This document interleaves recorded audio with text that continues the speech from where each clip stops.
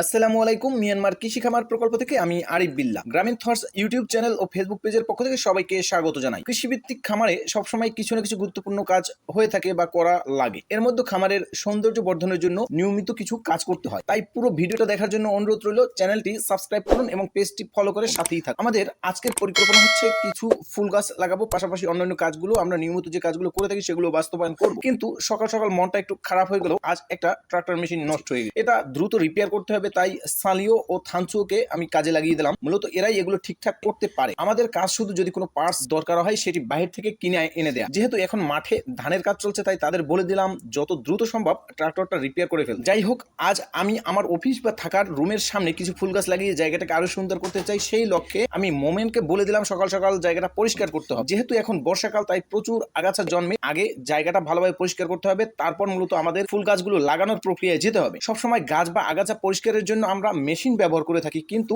আজ যেহেতু মেশিনটা নষ্ট, তাই কোদাল দিয়ে কাজটি করতে হচ্ছে। অনেকদিন বৃষ্টির পর আজ হঠাৎ করে রোদ উঠেছে, আর তাই তারা অল্পতেই কিন্তু ক্লান্ত হয়ে যাচ্ছে। এর মাঝে জিঙ্কুকে বললাম মাছের খাবার দিয়ে আস। বার্মিজ ভাষায় মাছকে বলা হয় না, আর খাবারকে বলা হয় যা। এই কারণে মাছের খাবারকে একসাথে বলা হয় না যা। উচ্চারণে একটু সমস্যা হয়, বিশেষ করে উও এর উচ্চারণে। না মানে উও একটা উচ্চারণ আছে, উও এর উচ্চারণে। হঠাৎ মাথায় আসলো শ্রীলঙ্কা থেকে আনা দুটি ধানের প্যাকেটের কথা, যা আমি কিছুক্ষণ আগেই রোদে দিয়েছিলাম। আমার উদ্দেশ্য হচ্ছে এই বীজগুলোকে পরবর্তীতে অঙ্কুরোদ্গমের জন্য প্রস্তুত করা। এই মূলত যে বীজটি আমি আপনাদের সাথে শেয়ার করতে যাচ্ছি, এই বীজের প্রধান বৈশিষ্ট্য হচ্ছে এটা দ্বারা মূলত আমরা যে আপনারা ব্রাউন রাইস বলতে পারেন, এই চালটা উৎপাদন করা হয়। মূলত এই বীজটা শ্রীলঙ্কা থেকে আমাকে এনে দিয়েছিলেন আমার অত্যন্ত শ্রদ্ধাভাজন মোহাম্মদ ইবনে তৌহিদ স্যার। উনি মিয়ানমারের ইউএনডিপি প্রজেক্ট কোঅর্ডিনেটর হিসেবে কাজ করছেন। যাই হোক, আমি তার সম্পর্কে বিস্তারিত বললাম না। এছাড়াও আমাদের এখানে কিছু ঘাসের বীজ রোদে দেওয়া হয়েছিল, সেগুলো সরিয়ে নিতে হবে, কারণ বৃষ্টির সম্ভাবনা রয়েছে আজ। এরপর ফুল গাছ লাগানোর জন্য জায়গাটিতে মাটি দিয়ে ভরাট করতে হবে। এই জন্য জিঙ্কিকু ও মোমেন ভাইকে কাজে লাগিয়ে দিলাম। তারা মাটি কেটে জায়গাটা প্রস্তুত করছে।